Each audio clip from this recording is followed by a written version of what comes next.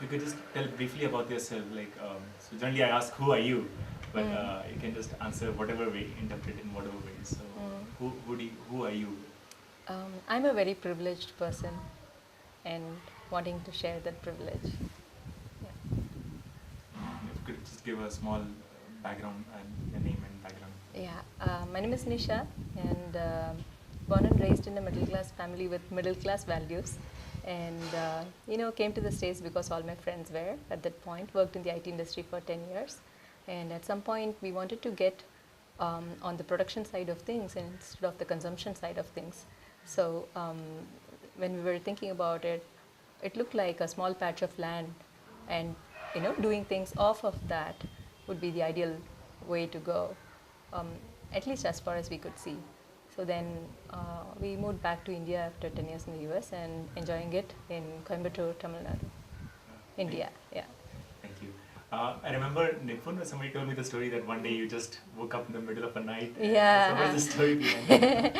I don't know. I think I was 5 months pregnant, so I couldn't sleep and I couldn't stand that Raghu was sleeping so well. Maybe no, but seriously, it was a no mind thought. No mind state when it became very clear to me that night that the things that we wanted to do would be more possible in India. And when we are free of a 9 to 5 structure. So I just woke up Ragu and told him, let's go back to India. And he was like, okay, and went back to sleep. I went back to sleep. Then, I think pretty much from that day onwards, we've been planning our move. And it's worked out well. Yeah. What I was amazed, Nisha, was then as to always keep thinking, being as a mother, it was like a big step to come with a 1-year-old. Om was that time 1 year. Yeah, he was a 1.5-year-old, a little more, yeah. So how was that transition? I mean, coming with Om at that time, and just was it like this has some kind of little apprehension and just coming all the way in the middle of nowhere and being raising Om, all by yourself without much community support, and so how was that feeling? And well, I've always trusted that Om would be happy anywhere. And from childhood, he has demonstrated this enormous, affinity for space. So in big spaces, he would be like so happy, and in like walled spaces, he would be a little more cranky. So for me, it was a very natural transition. I only thought I was doing something good for him, and Raghu thought likewise. So there was never a doubt in our mind that maybe we are not giving him the best. I always thought we are giving him the best. And even though there was no, we didn't expect anything because I hadn't even seen the place before we moved into it. Things worked out, like, neighbors chip in. When I had to rush to the farm and Om was halfway through a meal, then my neighbor would come and watch, or I could leave him there. Sometimes Raghu's parents would take him and keep him for a couple of days. So just when you need, things happen. And in general, people understand. In India, people understand that everybody has an emergency, and there's lots of adjustment among people within family. So this keyword of adjust works both ways. And to me, it worked for good. Yeah, for me, it worked for good. Yeah. so how was the experience? Because very rare, I mean, generally the very thought of like homeschooling a child, kind of frightens most of the parents. So how was that transition, or how you felt like last couple of years? Well, we did send him to school for a year, and that's what informed me that we should homeschool him. So in a whole year that he went to school, he never sat in the class. He was always running from wall to wall singing like old Tamil songs, movie songs, or like bhajans, or whatever came to his mind, sometimes his own songs. And gladly the teachers didn't object. And then one day he came home all bright-faced, which was very unusual. I asked him, what's up, Om? You're so happy after school. And he said, today the teacher told me stuff that I myself know. And then like, what did she tell you? She held a plant in her hand and she showed me, these are the roots, this is the stem, these are leaves, and this flower becomes fruit. See? And then I knew everything she was talking about, and he was so happy and ecstatic. And that informed me that this is what he learned, and this is what he wanted to learn, and this is how he wanted to learn. So that day, his teacher had acted more like a homeschool teacher, So things that were in context, things that were familiar to him. Um, so that that clarity came, and once you have the clarity, then we don't think too much about courage or anything else. Yeah.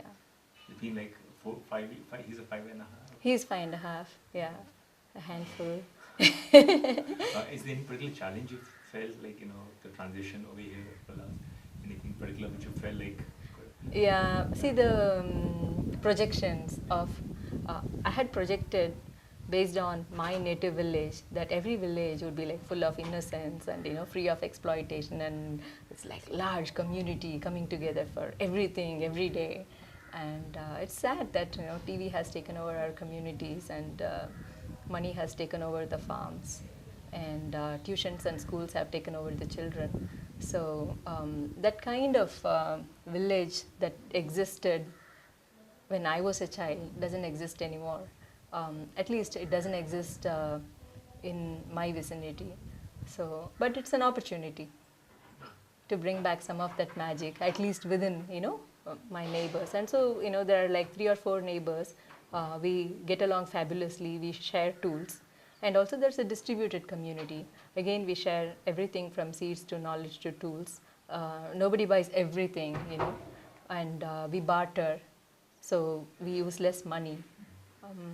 There are lots of opportunities for practicing generosity and gift economy and all the good things that we learned about in service space. So do you miss sense of community sometimes here? Or? Not really, because part of the reason that I did want to come back is, to spend more time alone. And that doesn't mean I'm antisocial. I love friends. And I feel that our friends, especially friends from service space, are always there. I think I don't need their physical presence because I know that they are implicitly there. And that's the beauty of everything being online, I guess. Yeah. We are connected to the internet, and that's as good as it gets. Yeah. And also we have a local community of friends, so who are all very like-minded. We come together for good things and to celebrate, and so it's good. Yeah. So I think so many people come here, a lot of especially youngsters, and want to, because so many of us are in the edge, want to take that leap. So, and the way you're doing even the farming, I was talking to Ragu also, it's so different from the others in that real sense, the practical sense. Right. Where it's much more organic, it's much more natural, and much more listening, responding to it. So can you share more about what you're feeling about the way you chose, the kind of farm? It's not really farming which you're doing. I told Ragu, so this is not farmers. In traditional sense, basically, it's so much more deeper than that. So what do you think that's happening right now with you internally as you're doing this external work? Well, I have just learned to trust nature more than I trust myself. There's this one creeper that grows everywhere in our farm. It suppresses tree saplings, it suppresses this, that, So I had this bias against it. It's a wild variety of passion fruit. It's passion fruit, but a wild strain. And then one day, I was doing my regular walk to, open water valves. And then I saw like 4 heliconius butterflies, all sitting on, this passion fruit flowers. I was really like zapped. Like, why are they all sitting on the same flower? And then on a hunch, I just went and Googled, and then I figured that this is, one of the 5 flowers where they can lay their nests. And the passion fruit has very few pollinators, and the heliconius butterfly is one of them. And this is so symbiotic, so beautiful, and they are all sitting there. The butterfly is enjoying the flower is enjoying the butterfly, and I am here trying to remove that connection, remove that symbiosis, and it just doesn't feel right? So this is natural farming, and then if you look at the benefits of it, then mind comes in, right? And then it says, oh, very good, so many butterflies, pollination, more produce. So, but that is a side effect. It's not the main effect. The main effect is the beauty of the passion flower and the butterfly enjoying each other's company. That is the main effect. And see, we all want to be in the moment and be happy in the moment, be contented in the moment. And if my day is filled with such moments, this is my aha moment. So I can't ask for more. So this is what drives and informs how we farm, um, you know. And like Fukuoka says, we don't cut weeds or we don't dig a pit because we don't want something there. Only if I want something there, then I do something. If I don't want something, that's not a reason to go and do something else. So it's it informs us and it leads us. And so over the years, I've just learned to trust nature. Initially, I did come in with a bulldozer efficiency kind of mindset. We gotta, plow through this place and dig trenches and plant, 8,000 trees, 10,000 trees, and of this, I want like 75% survival rate at least. That's when I can have an ecosystem in 3.5 years. This was my initial calculation. Of course, everything goes wrong. And then you see that, the trees that you plant, 30% can die, and then the sparrows and the other birds, the nightingales, they come and plant so many seeds for you. The seeds that you've been looking for, that I went to Horticultural Society of India for, I can't find them there, and then it's right here, planted by a sparrow. And like rare varieties of guava, sandalwood, everything has been planted by sparrows. And one friend of mine said that every acre of forest will create 3 more acres of forest over 10 years. And so that just tells you that, if you, like Meghna says, sow the seeds and trust. Sow the seeds and trust. Sow some more seeds and trust more. And that's all is really needed. And life is good because whatever we do is of such less input cost that whatever we get is always covering the cost, covering our food, covering all, gifts for our friends and family, who enjoy it, and even some left for the market, which buys it at a good price. So I think if you trust nature, life is good. Of course, you have to do some base work. It's not like, you just come stand in the middle of nowhere and say, I trust nature. You have to fence the area. So, nature can work. You have to have some rainwater harvesting so nature can work. You have to initially irrigate so that the trees do survive, the saplings do survive to a point where they can catch rainwater, and then they become big trees. Then the reverse flow happens. Instead of you feeding water to the trees are feeding you water. So there is that initial setup, there is that initial nurturing that we have to do, and as consciously as we give, even more consciously we get. And so it is beautiful, and it gives a purpose to our life, and it allows us to do many other things because we have more produce. When you have surplus, so like we talked about yesterday, once you have, once you can go from scarcity to abundance, then it is very easy to free up ourselves and go from transaction to trust. So, yeah. Wow, this is so beautiful. Thank you.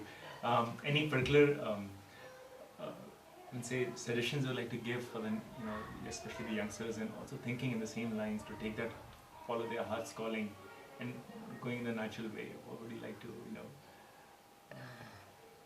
There are so many places where you can just work and learn from, and I just wish I hadn't bought our own place and started working on it, but worked in different places and served other people, and hence make those deep connections with other farmers and have that social capital before I go out and farm on all by myself. So I think that's what I would do differently if I had to do it all over again. Go and volunteer with others, and in that process I would have been informed as to if this is my calling at all, and if it is my calling, how would I go about it?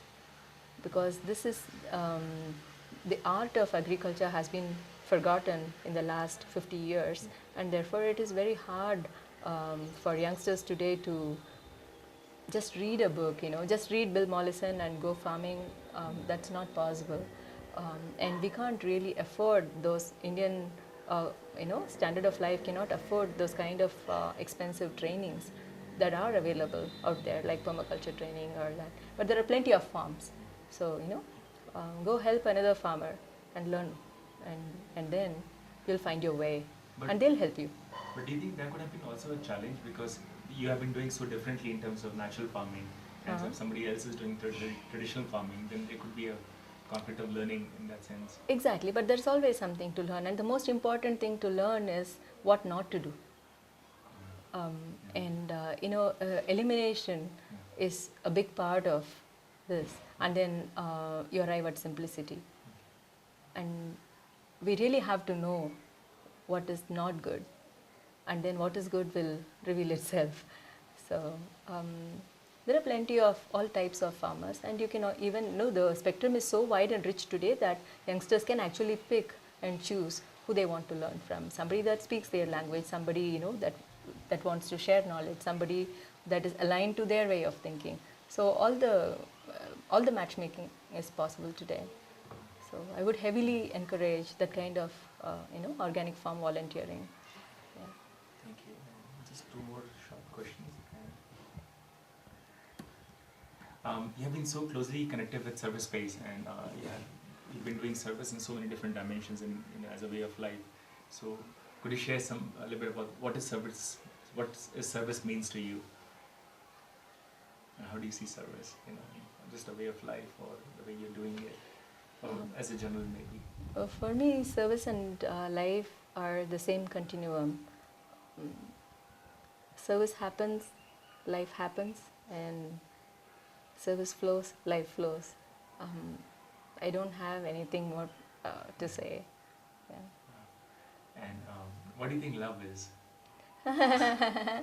Love is listening. I got you. Yes. Nice. Thank you. And I'm lots of questions, but I'm just enjoying so much this moment. I think with you. Is there anything else you'd like to share? Any aha moment or anything recently which really deeply touched your heart, or what makes you smile? The Sangha, good company, I've realized is the most valuable asset externally. And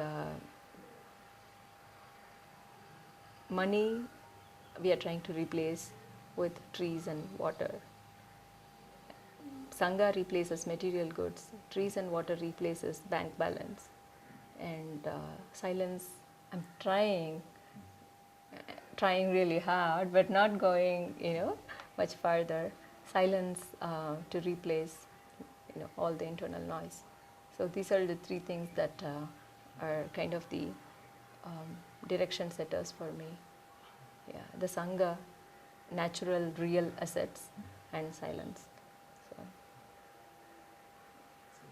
Thank you. Thank so you. much. Thank you. Thank you so much. It's been really a few seconds of black.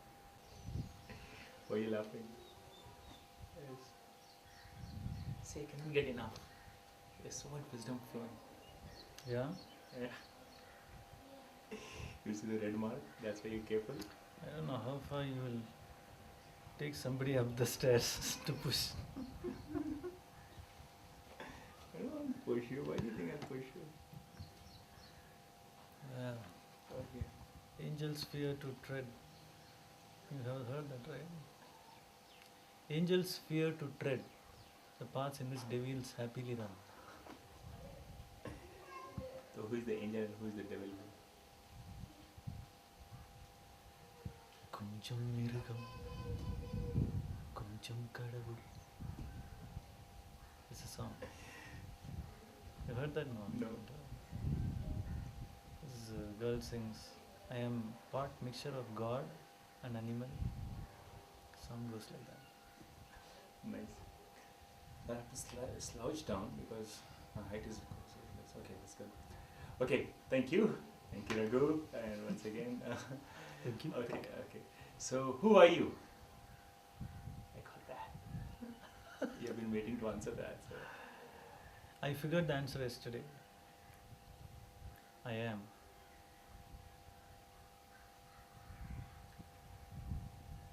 And in traditional sense. I have no tradition. Um, I kind of, my subscription fee ran away. I at some point didn't renew it. So That's good. Okay, but that's good. But also, can you give a brief intro maybe about who you are and what you're doing? Yaranga? So, so can you just a brief introduction about your name and what you do? About me? Yeah, Brief introduction. your resume introduction. Matrimonial is also fine. Past I don't want to talk about, okay? You can always dig up. So I am in Alandrai. Alandrai is a town panchayat near Coimbatore. So here I am trying to live a sustainable life, like produce my own roti, makan, kapda and all that. And in that process be of service. In that process. Not forcibly going and asking myself what does this village need and all that. But by living my life in a certain way,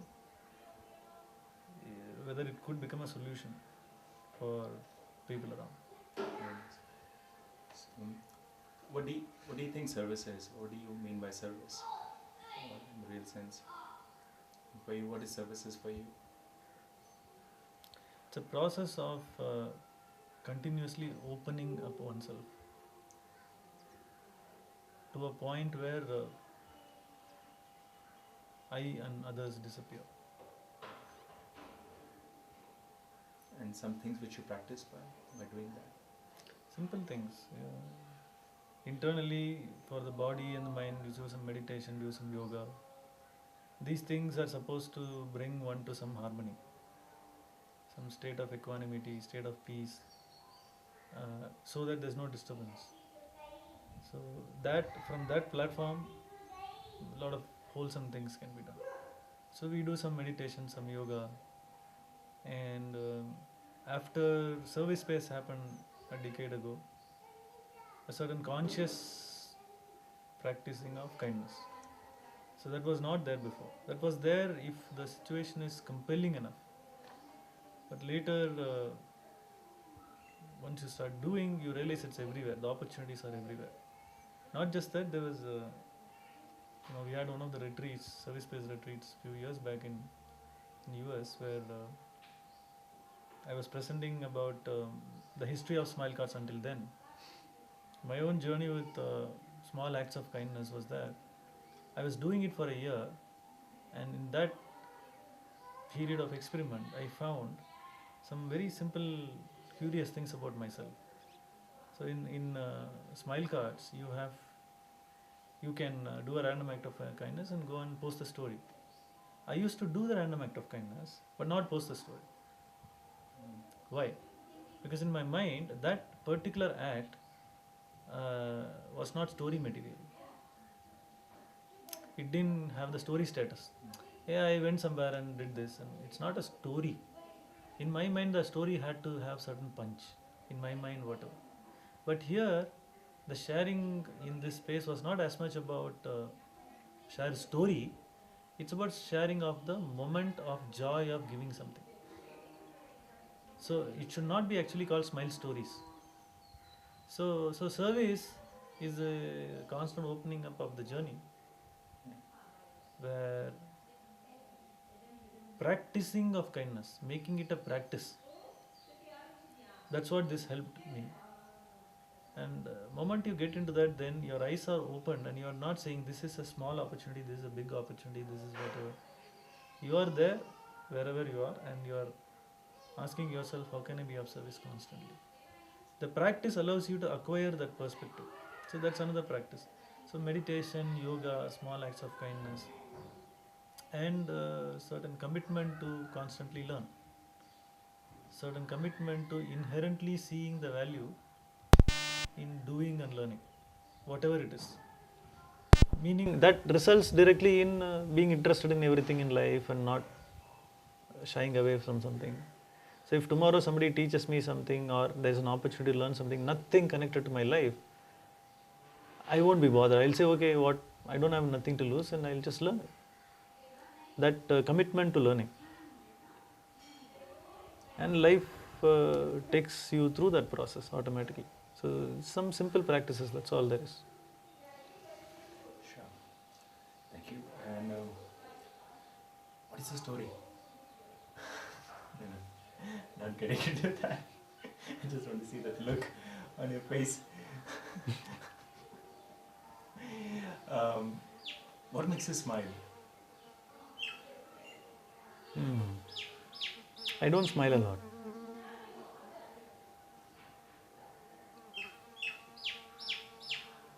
I guess I've not allowed myself to be operating at that gentle level.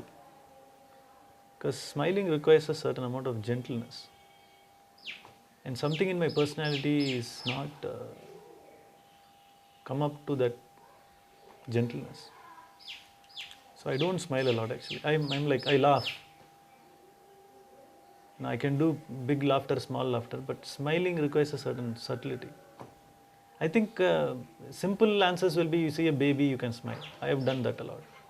It's a slight, or there is a certain intellectual level of thing that sometimes happen, that you see somebody understanding something the same way I have understood. There is a small smile then. Because that's, I would say that I smile probably other than the obvious reasons for which everyone smiles, like a baby or whatever. I have allowed myself to be gentle and subtle only at a thinking level. And hence there I do.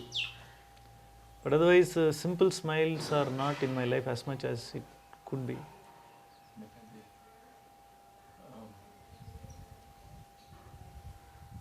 What is love?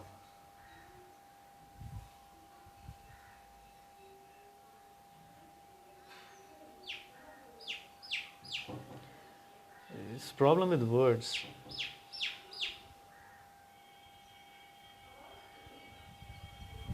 See, if I have to think about it, then it is not it. So I actually don't know what is love.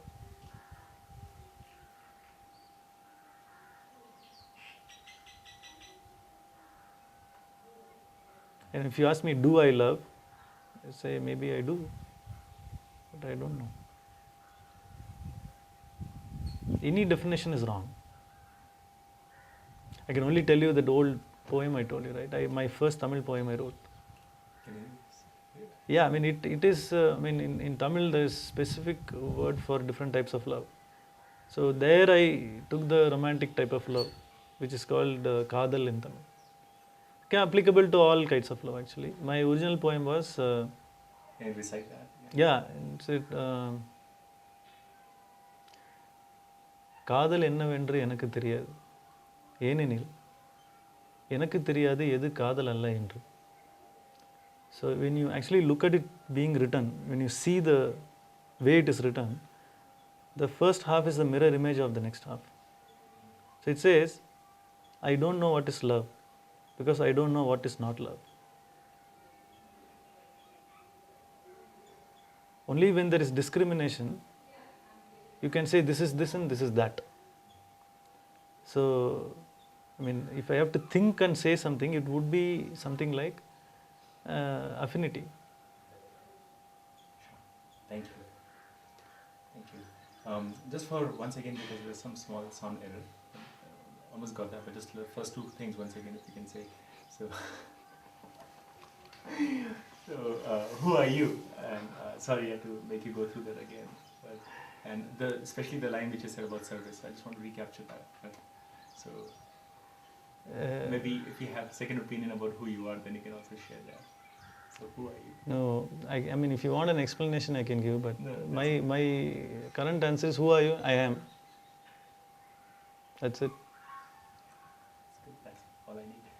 And so what is service? You have?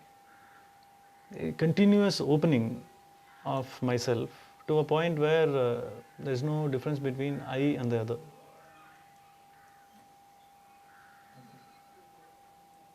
Any last words of wisdom? Well, I don't plan to die anytime soon. Thank you. Thank you. Can you say that? I really love that one line. I never force my people, but especially the body, because you have been practicing naturotherapy, and I was really moved by what you said about the body has a capacity to heal itself. Can you share that once again, just briefly? What do you mean by that? Anything to do with health, the fundamental emotion people have towards that is fear. The moment it is from that base you start looking at it, it's not possible for a person to make a right decision by oneself.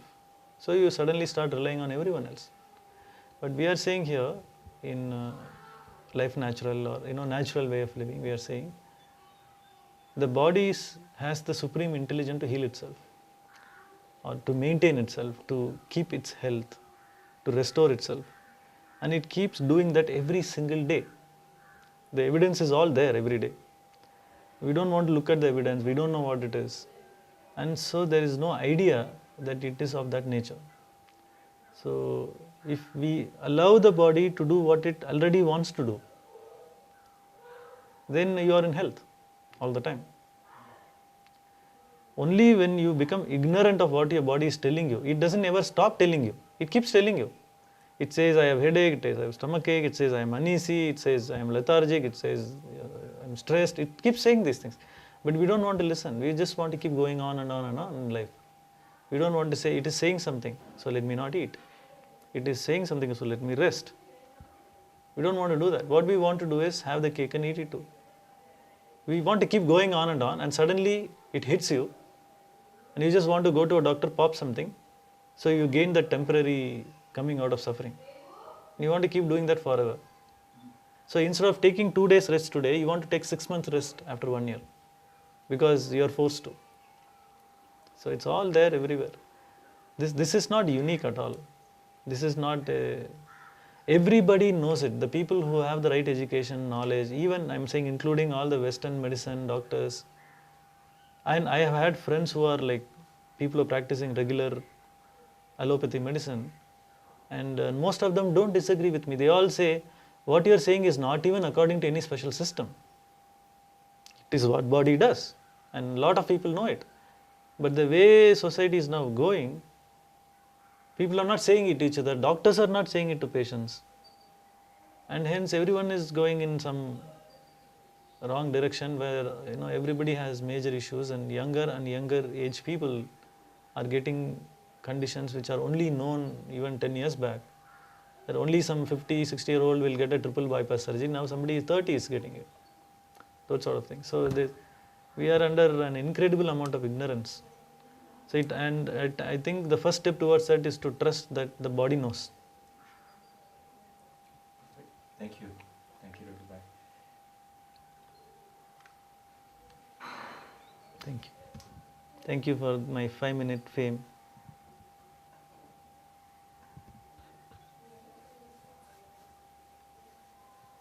Still shooting?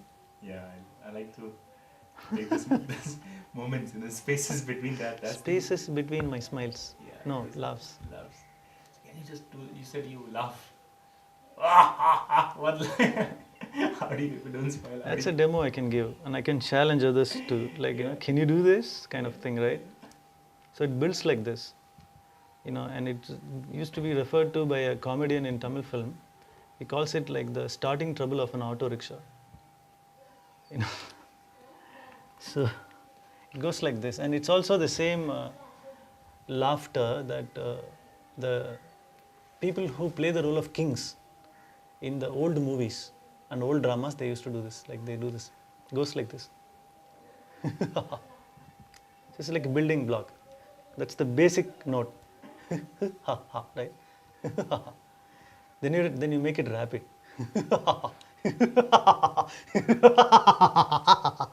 It's like that. You got to practice that. See?